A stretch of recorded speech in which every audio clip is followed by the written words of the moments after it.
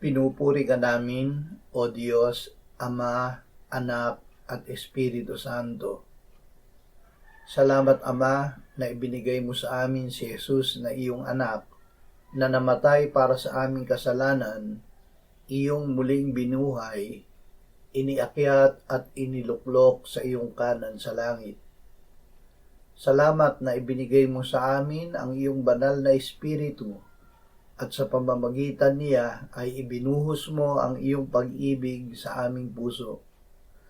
Salamat na inilagay mo ang iyong kautusan sa aming isip at puso upang ikaw ay aming tunay na makilala. Salamat sa iyong habag, pagpapatawad at paglimot sa aming mga kasalanan. Amen.